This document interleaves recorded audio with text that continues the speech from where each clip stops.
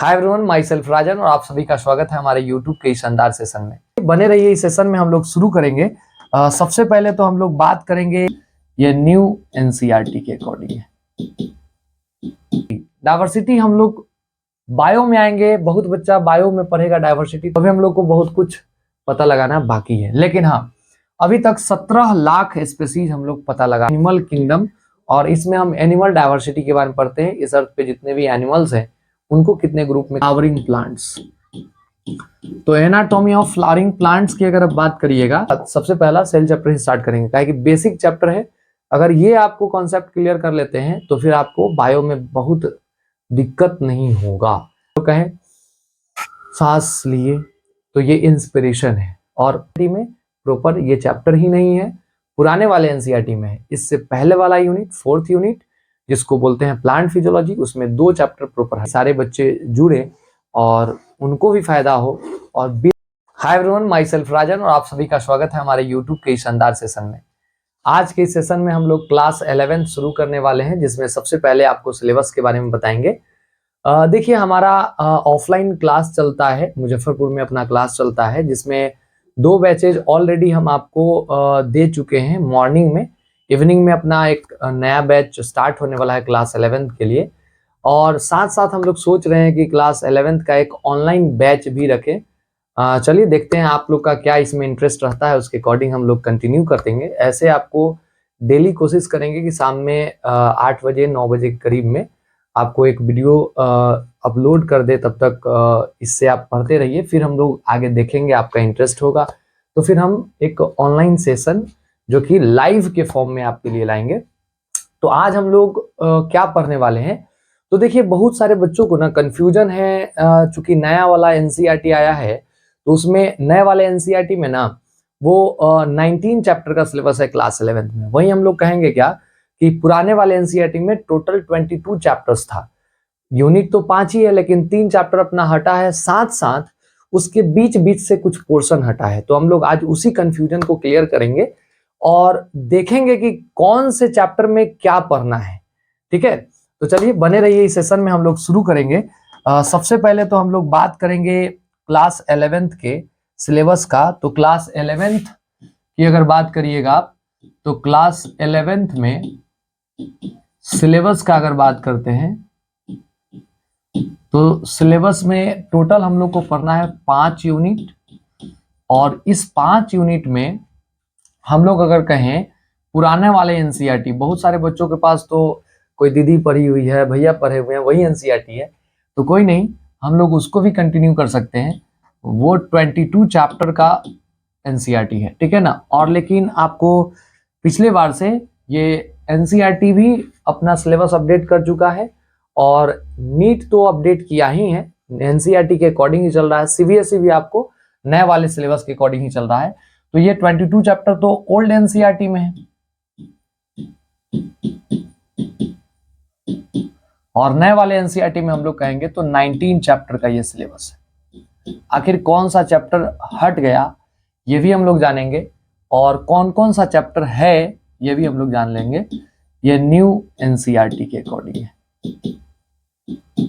ठीक है। तो ये ओल्ड एनसीईआरटी 22 चैप्टर, और नए वाले एनसीईआरटी में हम लोग को पढ़ना है टोटल 19 चैप्टर। अभी हम लोग एक एक करके सारा सिलेबस कंटिन्यू करके समझते हैं कि आखिर इसमें कौन से यूनिट में क्या चैप्टर है और कौन सा चैप्टर हटा है। तो एक एक करके यूनिट हम आपको समझाने जा रहे हैं। चलिए, तो आज तो यही चलेगा, ताकि सिलेबस आप अगर जानते हैं तो किसी भी चीज को आइडिया लेने, किसी भी चीज का आइडिया लेने के लिए आपको सिलेबस का जानकारी होना चाहिए, समझ में बात। तो इसीलिए हम लोग सबसे पहले सिलेबस पे फोकस कर रहे हैं कि भाई हमको 11th में पढ़ना क्या है। ऐसे भी 10th का बच्चा जो होता है वो पूरे साइंस में जो है वो 12-15 चैप्टर है ना, फिजिक्स केमिस्ट्री बायो मिला करके। लेकिन आपको क्लास 11th में सिर्फ बायो के अंदर 19 चैप्टर है, तो ये कॉन्सेप्चुअली पढ़ना भी है और थोड़ा सिलेबस का भी आइडिया हो जाए, इसके लिए हम लोग थोड़ा सा सिलेबस जान रहे हैं। तो सबसे पहले यूनिट 1 की अगर बात करते हैं, यूनिट 1 की अगर बात करते हैं, यूनिट 1 का नाम है diversity. In the living world. देखिए diversity in the living world की अगर बात करते हैं आप, तो देखिए बायो तो हम लोग शुरू कर रहे हैं, लेकिन हाँ सबसे बड़ी चीज है कि बायो में टर्म का समझना जरूरी होता है। अगर टर्म आपको समझ में आता है तो फिर बायो आसान है, क्योंकि यहाँ पे कोई ना न्यूमेरिकल है फिजिक्स केमिस्ट्री की वजह से जैसा, लेकिन हाँ आपको यहाँ टर्म अगर आपको समझ में आता है तो बहुत आसान हो जाएगा आपके लिए बायो। और यही आपको पूरे बायो में सीखना भी होता है। हर बार आपको नया नया टर्म और उसके बारे में एक्सप्लोर करना रहता है। जैसे हम आपको यहाँ बताएं डाइवर्सिटी, डाइवर्सिटी हम लोग बायो में आएंगे, बहुत बच्चा बायो में पढ़ेगा डाइवर्सिटी तो उसको नहीं समझ में आएगा। इसी को हम मॉडिफाई कर दिए कि इसका मतलब क्या होता है, डिफरेंसेस। तो डिफरेंसेस की अगर बात करेंगे तो सबको समझ में आ जाता है। डिफरेंसेस, डाइवर्सिटी एक बायोलॉजिकल टर्म है जिसका मतलब निकल के आता है डिफरेंसेस। और डिफरेंसेस किसका, तो लिविंग वर्ल्ड का। यानी हम लोग बायो पढ़ रहे हैं तो ऑलरेडी अंडरस्टूड है हम लोग कि ये लिविंग वर्ल्ड है, यानी लाइफ के बारे में पढ़ना है।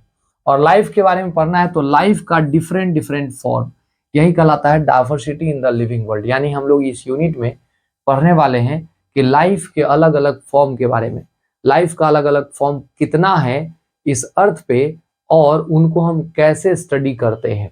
चलिए तो जानते हैं, हम लोग बात करते हैं सबसे पहला चैप्टर, चैप्टर नंबर 1। और चैप्टर नंबर 1 की अगर बात करें तो इसका नाम है द लिविंग वर्ल्ड। नाम से क्लियर है, the living world, living world का स्टडी। तो इस चैप्टर में आपको पढ़ना होता है सबसे पहले तो लिविंग का characteristics,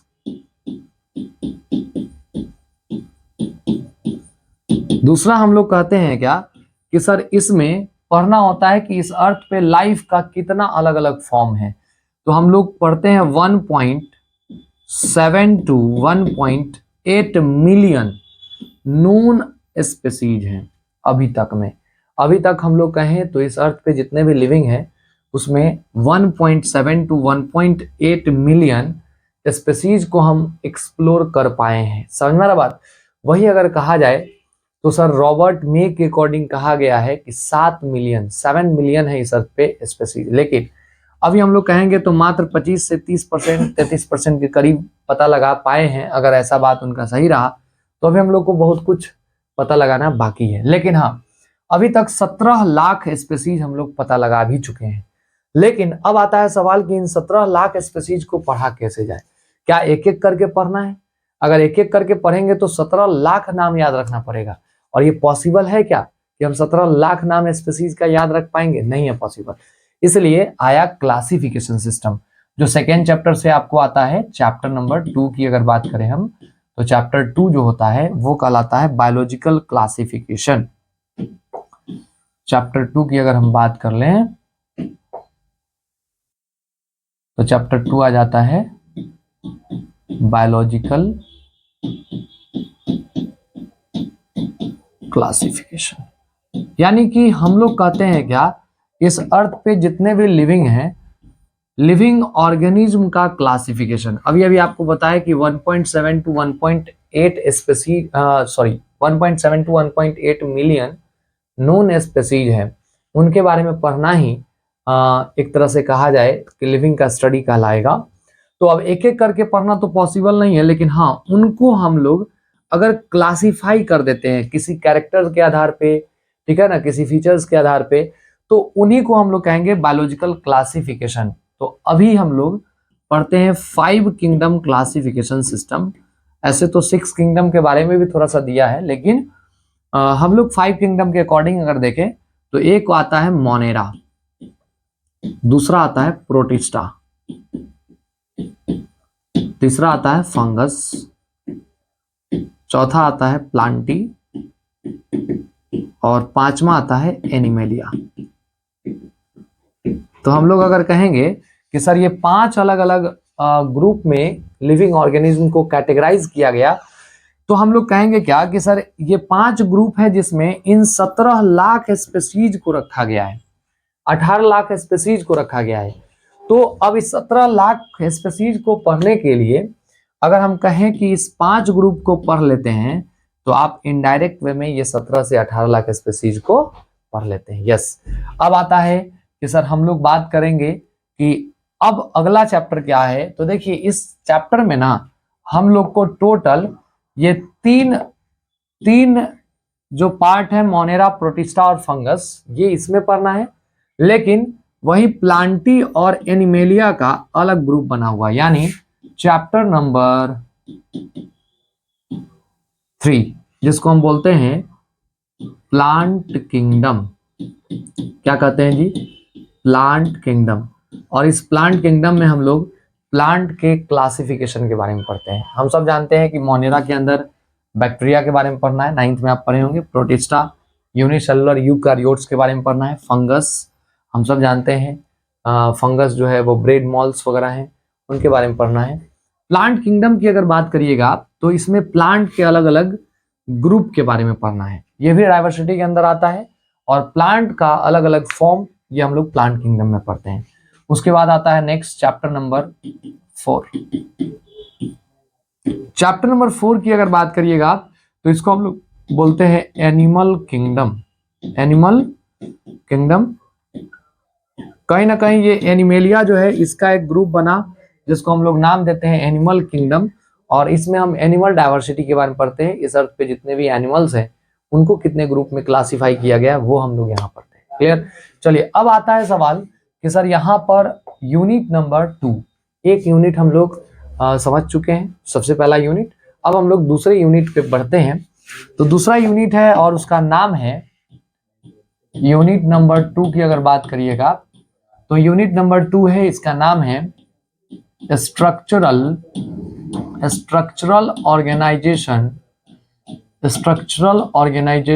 in plants and animals. तो बहुत ही क्लियर है, बस थोड़ा सा दिमाग लगाना है। स्ट्रक्चरल ऑर्गेनाइजेशन, देखिए स्ट्रक्चरल ऑर्गेनाइजेशन कहने का मतलब क्या है कि इसमें ना सबसे पहले आपको दिमाग में रखना होगा कि छुपा हुआ है बेसिक। क्या छुपा हुआ है?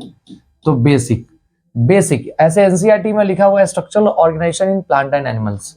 तो हम लोग कहेंगे बेसिक अगर इसमें लगा देते हैं तो क्या क्लियर निकल के आता है? बेसिक स्ट्रक्चर का ऑर्गेनाइजेशन।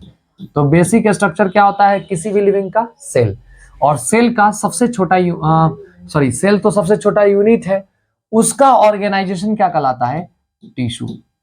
तो यानी ये जो यूनिट है वो टिश्यू के बारे में है, प्लांट और एनिमल टिश्यू। यानी सेकेंड यूनिट में हम लोग प्लांट और एनिमल टिश्यू के बारे में पढ़ते हैं। और इसमें टोटल हम लोग को 3 चैप्टर्स पढ़ना है। और वो 3 चैप्टर कौन कौन सा है? तो देखिए 5वां चैप्टर, 5th नंबर का चैप्टर जिसको हम लोग बोलते हैं प्लांट के लिए है, यानी मॉर्फोलॉजी ऑफ फ्लावरिंग प्लांट्स। यानी हम लोग कहेंगे सर ये एक चैप्टर है जिसमें हम लोग मॉर्फोलॉजी किसका पढ़ते हैं? प्लांट टिश्यू से रिलेटेड है। मॉर्फोलॉजी का मतलब होता है एक्सटर्नल अपीयरेंस, प्लांट का एक्सटर्नल अपीयरेंस, और उसमें कौन कौन से टिश्यू आएंगे वो हम लोग पढ़ने वाले हैं। तो हम लोग इसमें पढ़ने वाले हैं चूंकि लीफ के बारे में, एक्सटर्नली जो जो आपको दिख रहा होता है प्लांट में उनके बारे में पढ़ते हैं। तो एक्सटर्नली लीफ हो गया, स्टेम, रूट, ये सब हम लोग पढ़ते हैं। फ्लावर, फ्रूट्स, किन का? Flowering plant. हम आपको बताएंगे जब डाइवर्सिटी पढ़ाएंगे उस समय बताएंगे कि प्लांट को ना अलग अलग ग्रुप में रखा गया है। उसी में एक ग्रुप है एंजियोस्पर्म प्लांट, और इस अर्थ का सबसे लेटेस्ट प्लांट एंजियोस्पर्म है। उनके बारे में हम लोग पढ़ते हैं इस चैप्टर के अंदर। छठा चैप्टर जो कि 6 नंबर का, और इसको हम लोग बोलेंगे एनाटॉमी ऑफ फ्लावरिंग प्लांट्स। तो एनाटॉमी ऑफ फ्लावरिंग प्लांट्स की अगर आप बात करिएगा तो एनाटॉमी मतलब होता है इंटरनल स्ट्रक्चर। ये बायोलॉजिकल टर्म्स है जिसका मतलब होता है इंटरनल स्ट्रक्चर। यानी ये भी प्लांट टिश्यू का ही चैप्टर है जिसमें हम लोग पढ़ते क्या है? इंटरनल टिश्यूज के बारे में। जैसे आपसे हम कहें कि जाइलम फ्लोएम का अरेंजमेंट क्या है, तो इंटरनली जाइलम और फ्लोएम तो क्या होता है? प्लांट के इंटरनल टिश्यू हो गए, तो उनका अरेंजमेंट क्या होता है, लीफ के अंदर कैसा अरेंजमेंट है सेल्स का, ये भी एंजियोस्पर्म के अंदर रूट, स्टेम, लीफ का इंटरनल स्ट्रक्चर हम लोग पढ़ते हैं। इसमें चूंकि टिश्यू सिस्टम की अगर बात करें तो इसमें सिर्फ आपको ट्रांसफर सेक्शन ये सब पढ़ना है। पहले था टिश्यू सिस्टम पूरा थोड़ा सा बेसिक से लेकर के पढ़ते थे, लेकिन अब आपके एनसीईआरटी में हटा दिया है। लेकिन कोशिश करेंगे जितना बेसिक होगा वो बेसिक ले करके ही समझाएंगे आपको। 7th नंबर का चैप्टर है जो कि एनिमल टिश्यू से रिलेटेड है, एक चैप्टर जिसको हम लोग बोलते हैं स्ट्रक्चरल ऑर्गेनाइजेशन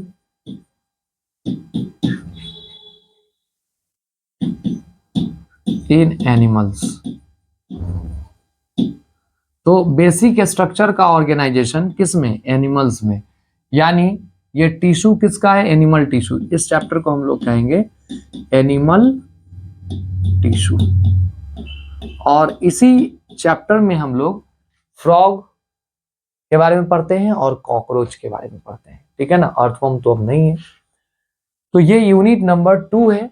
अब इसके बाद हम लोग बात करेंगे सर यूनिट नंबर 3। ये 2 यूनिट का सिलेबस हम लोग समझे, जिसमें 2 चैप्टर इसमें इस सेकेंड यूनिट में 2 चैप्टर आपको प्लांट टिश्यू का था, एक चैप्टर एनिमल टिश्यू का था, ठीक है सर। अब आता है सवाल सर यूनिट नंबर 3 अब समझा जाए।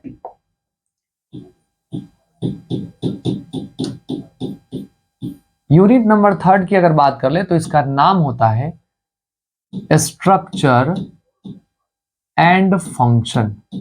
Structure and functions. तो सर हम लोग कहते हैं क्या स्ट्रक्चर एंड फंक्शन, इसमें भी आप कहिएगा तो छुपा हुआ है। क्योंकि बायो पढ़ रहे हैं तो लिविंग का ही बेसिक स्ट्रक्चर होगा, लेकिन इसमें बेसिक छुपा हुआ है। तो बेसिक स्ट्रक्चर और फंक्शन, तो बेसिक स्ट्रक्चर क्या है सर? सेल। यानी लिविंग का बेसिक स्ट्रक्चर सेल और उनका फंक्शन पढ़ना है। यानी ये चैप्टर बेसिक है, पूरे बायो का बेसिक कहा जा सकता है। क्या कि लिविंग के बारे में हम लोग पढ़ते हैं तो लिविंग बना ही होता है सेल का, और सेल का ये यूनिट है। तो ये बेसिक यूनिट है पूरे बायो में। तो हम लोग कहेंगे इसके अंदर हम लोग पढ़ते हैं 3 चैप्टर, और वो 3 चैप्टर कौन कौन सा है? तो सबसे पहला आता है सेल, जिसको बोला जाता है द यूनिट ऑफ लाइफ, ठीक है जी। दूसरा हम लोग बात करते हैं 9th नंबर का चैप्टर, जिसको बोलते हैं बायोमॉलिक्यूल्स। उसके बाद बोलते हैं 10th नंबर का चैप्टर, जिसको बोला जाता है cell cycle and cell division. तो सर यहां पर ये 3 चैप्टर का सिलेबस है, जिसमें सेल के बारे में पढ़ना है। इस अर्थ पे जितने भी लिविंग होते हैं, चूंकि सेल थ्योरी हम लोग क्लास 9th में भी पढ़े थे, तो जितने भी लिविंग होता है वो सब सेल का बना हुआ है और प्रोडक्ट ऑफ सेल का बना हुआ है। इसीलिए ये टर्म निकल के आता है। सेल को हम लोग क्या कहते हैं? यूनिट कहते हैं। क्या कि लाइफ है तो भैया सेल का बना होगा, तो लाइफ है तो सेल का बना होगा, यानी यूनिट है इस अर्थ पे जितने भी लिविंग है उनका। उसके बाद आता है बायोमॉलिक्यूल। बायो मतलब लिविंग, मॉलिक्यूल्स उनके अंदर पाए जाने वाले केमिकल कंस्टिट्यूएंट्स। हम सब जानते हैं कि लिविंग के अंदर लिपिड होता है, प्रोटीन होता है, कार्बोहाइड्रेट होता है, एंजाइम होता है, समझ में बात। तो ये सारा कुछ हम लोग इसमें पढ़ने वाले हैं। और cell cycle and cell division, इसमें हम आपको बताएंगे कि एक सेल जो है वो कैसे अपना कंप्लीट लाइफ साइकिल कंप्लीट करता है और डिवाइड होकर के 2 नए सेल का फॉर्मेशन कराता है। यानी सेल का कैसे साइकिल कंप्लीट होता है और सेल डिवाइड करके नया सेल का, डॉटर सेल का फॉर्मेशन कैसे कराता है, ये हम लोग इस चैप्टर में पढ़ने वाले। यानी यूनिट नंबर 3 में 10th चैप्टर देखेंगे, जो कि cell cycle and cell division होगा। बहुत इंपॉर्टेंट यूनिट है। यहाँ से इंपॉर्टेंट यूनिट इसलिए हम लोग कहते हैं क्योंकि ये बेसिक भी है और साथ साथ नीट में अच्छा क्वेश्चन का इंपॉर्टेंस रखता है। मतलब अच्छा क्वेश्चन यहाँ से बनता है इस 3 चैप्टर से। तो आप अच्छे से इसको पढ़ेंगे। हम लोग भी सबसे पहले इसी सेल को ही स्टार्ट करेंगे, समझा बात। सबसे पहला सेल चैप्टर ही स्टार्ट करेंगे, क्या कि बेसिक चैप्टर है। अगर ये आपको कॉन्सेप्ट क्लियर कर लेते हैं तो फिर आपको बायो में बहुत दिक्कत नहीं होगा, ठीक है ना। चलिए तो आगे हम लोग अगले यूनिट की तरफ चलते हैं, यूनिट नंबर 4। टोटल 5 यूनिट है। यूनिट नंबर 4 जिसको हम बोलते हैं प्लांट फिजियोलॉजी। क्या बोलते हैं? Plant physiology. और हम सब जानते हैं प्लांट का फिजियोलॉजी, फिजियोलॉजी मतलब होता है लाइफ प्रोसेसेस। तो क्लियरली अगर कहा जाए तो लाइफ प्रोसेसेस के बारे में पढ़ना है इसमें, यानी प्लांट का लाइफ प्रोसेस, प्लांट कैसे जिंदा रहता है, उस पे ये यूनिट है। तो इसमें 2 चैप्टर तो आपका हट गया नए वाले एनसीईआरटी से, 3 चैप्टर टोटल हटा है, तो ये 2 चैप्टर इस यूनिट से और 1 चैप्टर अगली यूनिट से, तो उसको भी हम लोग देख लेते हैं, क्रॉस कर देंगे हम, ठीक है ना। यानी 11 नंबर का चैप्टर जिसका नाम है ट्रांसपोर्ट, क्या नाम है, ट्रांसपोर्ट इन प्लांट्स। तो देखिए, हालांकि ये फिजियोलॉजी का पार्ट है, प्लांट में ट्रांसपोर्टेशन होना चाहिए, जो वाटर है वो सॉइल से एब्जॉर्ब होता है और पहुंचता कहाँ तक है, लीफ तक, और लीफ में जाकर के फोटोसिंथेसिस करता है। वही हम लोग कहेंगे ग्लूकोज बनता है लीफ में, वो आता है कहाँ तक, तो सर रूट में, स्टेम में। तो इनका ट्रांसपोर्टेशन जरूरी है, प्लांट में ट्रांसपोर्टेशन होगा तभी प्लांट सर्वाइव करेगा, यानी फिजियोलॉजी का चैप्टर है, लेकिन फिर भी ये चैप्टर आपको सिलेबस से रिमूव कर दिया गया है, ये आपके सिलेबस में नहीं है। दूसरा चैप्टर है जिसका नाम है मिनरल न्यूट्रिशन। मिनरल न्यूट्रिशन ये भी चैप्टर आपके सिलेबस से रिमूव कर दिया गया है, ठीक है ना। इसमें थोड़ा सा याद करने वाला ये चैप्टर था कि कौन से मिनरल की कमी के कारण क्या प्लांट के अंदर चेंजेस देखने को मिलेगा, ठीक है ना। ये सब हम लोग पढ़ते थे इस चैप्टर के अंदर। मिनरल का एब्जॉर्प्शन तो वाटर के द्वारा ही होता है, वाटर के साथ साथ होता है। तो हम लोग कहेंगे इसी चैप्टर में पढ़ना था मिनरल्स और उनका क्या कमी, जैसे प्लांट में पत्ता जो है वो पीला होने लगता है, किसकी कमी से होने लगता है, ये सब पढ़ना था, लेकिन अब वो हटा दिया है नीट के सिलेबस से। अब आता है सर उसके बाद 13th नंबर का चैप्टर है जिसको हम लोग बोलते हैं photosynthesis in higher plants.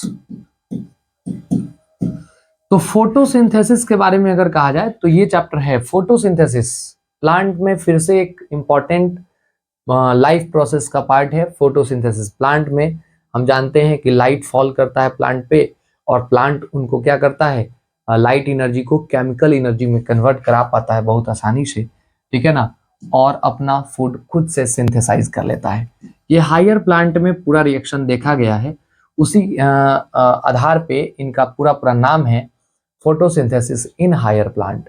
मतलब हम लोग इस चैप्टर में जो भी रिएक्शन पढ़ेंगे, लाइट रिएक्शन, डार्क रिएक्शन, वो सब रिएक्शन किनका होगा, हायर प्लांट का होगा। एंजियोस्पर्म में होने वाला जो भी रिएक्शन होगा वो आपको पढ़ाया जाता है, इसीलिए हायर प्लांट इसमें लगा हुआ है।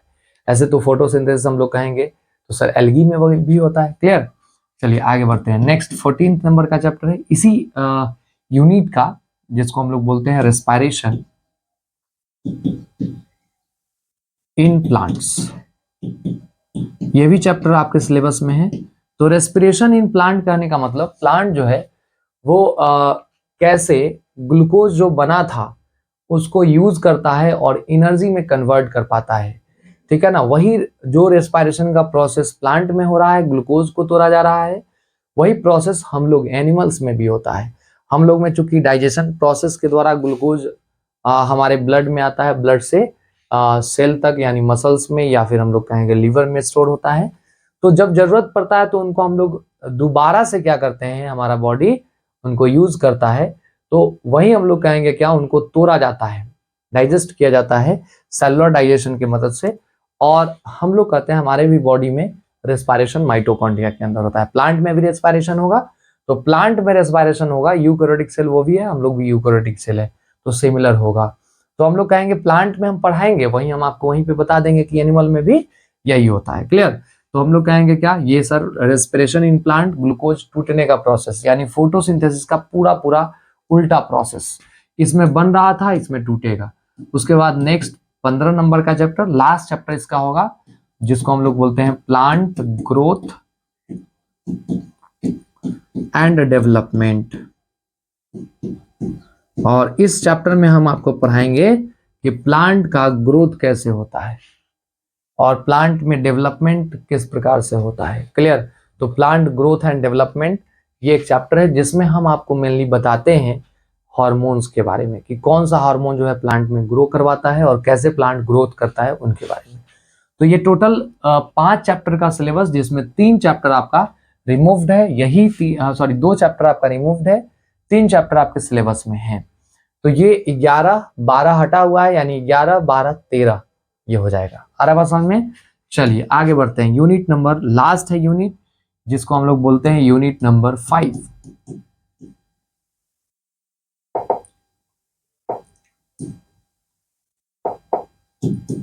यूनिट नंबर 5 लास्ट यूनिट है, जिसको हम लोग बोलते हैं क्या, ह्यूमन फिजियोलॉजी।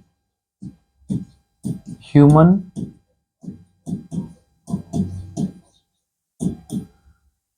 फिजियोलॉजी कहने का मतलब है कि मानव में, हम लोग में कैसे जिंदा रहने के लिए कौन कौन से लाइफ प्रोसेसेस हो रहे हैं उनके बारे में है। इसी को हम लोग बोलते हैं ह्यूमन फिजियोलॉजी।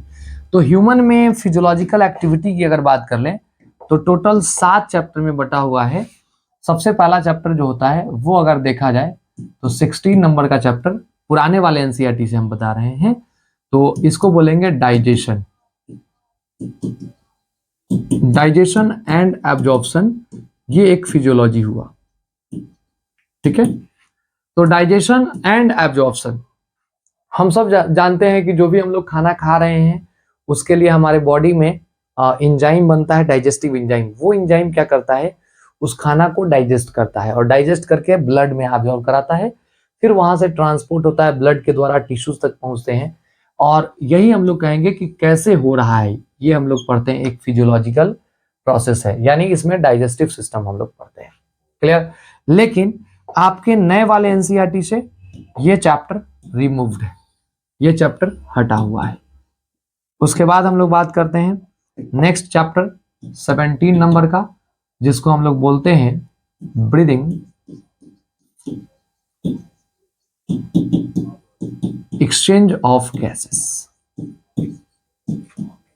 और ब्रीदिंग एक्सचेंज ऑफ गैसेस में हम आपको पढ़ाते हैं कि कैसे एक्सचेंज, गैसेस एक्सचेंज होता है। जैसे हम लोग कहें सांस लिए तो ये इंस्पिरेशन है, और सांस छोड़े तो एक्सपिरेशन, यानी ये पूरा का पूरा प्रोसेस कैसे हो रहा है और ये ब्रीदिंग इन और ब्रीद आउट से क्या क्या चेंजेज हो रहा है हमारे बॉडी के अंदर, ये इस चैप्टर के अंदर पढ़ना होता है। लंग्स का वॉल्यूम बढ़ रहा है, घट रहा है, समझना ना बात, यही सब हम लोग को पढ़ना है। कौन है जो कंट्रोल कर रहा है इसको, ठीक है। उसके बाद हम लोग बात करते हैं 18 नंबर का चैप्टर, जिसको हम लोग बोलते हैं बॉडी फ्लूइड एंड सर्कुलेशन। तो बॉडी फ्लूइड एंड सर्कुलेशन में हम आपको पढ़ाते हैं कि हमारे बॉडी में फ्लूइड कौन कौन सा है। तो हम सब जानते हैं एक ब्लड होता है और एक लिम्फ होता है, ठीक है।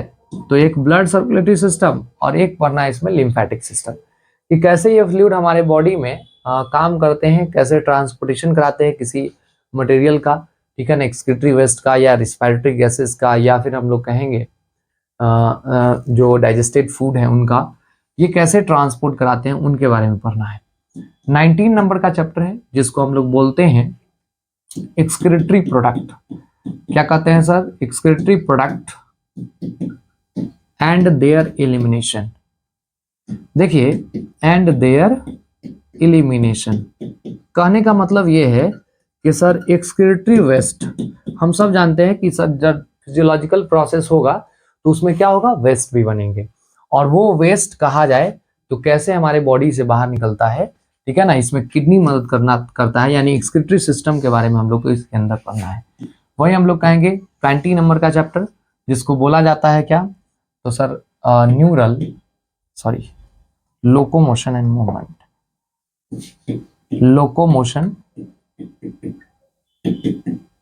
मूवमेंट। इसमें हम लोग कहेंगे क्या, मेनली फिजियोलॉजी है लोकोमोशन और मूवमेंट, लेकिन इसमें हमारे बॉडी का कौन सा पार्ट मदद करता है, तो वो मदद करता है हमारे बॉडी में मसल्स और बोन। कहीं ना कहीं हम एक जगह से दूसरी जगह मूव करते हैं, तो कहीं ना कहीं उसमें मसल्स जो है वो बोन को स्टिमुलेट करता है या बोन को खींचता है, छोड़ता है, जिसकी वजह से हम मूव कर पा रहे हैं। और लोकोमोशन में और कहा जाए मूवमेंट में, तो बोन और मसल्स, यानी इसमें हमारे इस फिजियोलॉजी को परफॉर्म करने में मदद कौन करता है, तो सर ये मदद करता है इसमें हमारे बॉडी का बोन और मसल्स, यानी इस चैप्टर में हम लोग पढ़ने वाले हैं बोन और मसल्स के बारे में। समझ में बात? वही हम लोग कहेंगे 21 नंबर का चैप्टर अगर कहा जाए तो हम लोग इसमें पढ़ते हैं neural control and coordination. Neural control and coordination.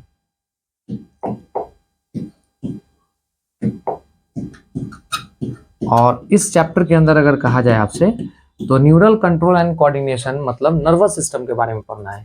हमारा कैसे कोई भी आवेग, जैसे हम इसको टच किए तो ये हॉट है या कोल्ड है, इसका जो भी स्टिमुलस है वो हमारे बॉडी को मिलता है, समझ बात, और उसके प्रति हमारा बॉडी रिस्पॉन्ड करता है। जैसे मान लीजिए बहुत कोई हॉट ऑब्जेक्ट है, आप उसको टच कर दिए तो क्या होता है, आप तुरंत हाथ हटा लेते हैं। ये कैसे रिस्पॉन्ड करते हैं ये पूरा का पूरा इसमें पढ़ना है।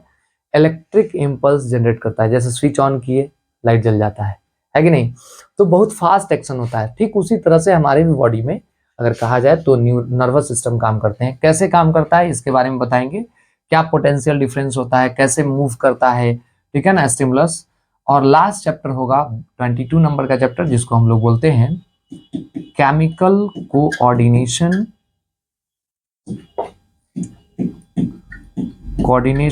And integration. और केमिकल कोऑर्डिनेशन एंड इंटीग्रेशन, इसमें भी हम लोग कहेंगे क्या कि हमारा बॉडी कैसे कंट्रोल कर रहा है, कोऑर्डिनेट कर रहा है किसी सिस्टम को, उसके बारे में हम लोग पढ़ते हैं। लेकिन अंतर क्या है, तो इसमें सर न्यूरल कंट्रोल में इलेक्ट्रिक इंपल्स जनरेट होता है और इसमें केमिकल कंट्रोल, हार्मोनल कंट्रोल, इसमें हार्मोन के बारे में पढ़ते हैं, इंडोक्राइन सिस्टम के बारे में पढ़ते हैं।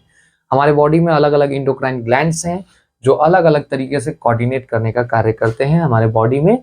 जैसे मान लिए कि आप किसी डरे हुए सिचुएशन में, मान लिया आप डरावना सपना देख लिए तो क्या होता है, पसीना आने लगता है कि नहीं, तो कहीं ना कहीं वो उस समय हमारे बॉडी में फ्लाइट एंड फियर हार्मोन जो एड्रिनल ग्लैंड है वो रिलीज करता है, वो कोऑर्डिनेट करता है उस सिचुएशन से कोप करने के लिए। तो उसी तरह से अलग अलग हार्मोन जो हमारे बॉडी में कब कैसे काम करते हैं वो इसमें पढ़ना है। यानी ओवरऑल आपसे कहा जाए तो हम लोग आज ये टोटल सिलेबस पढ़े क्लास 11th का, जिसमें टोटल 5 यूनिट था और इसमें 3 चैप्टर का हटा हुआ था, एक इस यूनिट से हटा हुआ है। नए वाले एनसीईआरटी में प्रॉपर ये चैप्टर ही नहीं है, पुराने वाले एनसीईआरटी में है। इससे पहले वाला यूनिट 4th यूनिट जिसको बोलते हैं प्लांट फिजियोलॉजी, उसमें 2 चैप्टर प्रॉपर हटा हुआ है। बाकी इसमें भी कुछ ना कुछ टॉपिक वगैरह चैप्टर के अंदर से हटे हुए हैं जो हम लोग पढ़ेंगे, उसको कवर करते चलेंगे, ठीक है ना। तो आज चूंकि सिलेबस ही हम बताए हैं आपको, अगले क्लास से, अगले वीडियो से हम आपको पढ़ाएंगे proper cell chapter. Cell chapter इसलिए स्टार्ट कर रहे हैं क्योंकि बेसिक है। क्लास 11th का अगर आप बेसिक कुछ नहीं जानते हैं, 10th से पहले आप बायो बहुत कम पढ़े या इंटरेस्ट नहीं था, तो आपको उससे पहले बेसिक बिल्कुल जीरो होगा। यानी कि अगर आपका बेसिक कमजोर है तो अगर सेल चैप्टर से कोऑर्डिनेट करते हैं तो आपको दिक्कत नहीं होगा। इसीलिए हम चूंकि सोच रहे हैं कि हाँ ऑनलाइन में भी सारे बच्चे जुड़े और उनको भी फायदा हो, और बेसिक से यहाँ पे हम आपको पढ़ाना शुरू करेंगे ताकि सबको समझ में आए।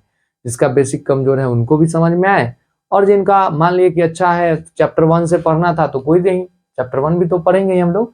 8 नंबर सबसे पहले शुरू कर रहे हैं, ठीक है। तो आज इतना ही रखते हैं, फिर अगले क्लास में हम लोग मिलते हैं। आप लोग जरूर जुड़िएगा अगले क्लास में भी, ठीक है ना, और अपने दोस्तों के साथ जरूर शेयर करिएगा ताकि ज्यादा से ज्यादा बच्चों को इसका बेनिफिट मिल सके, ठीक है। चलिए ओके, आज के लिए इतना ही, धन्यवाद, थैंक यू, बाय।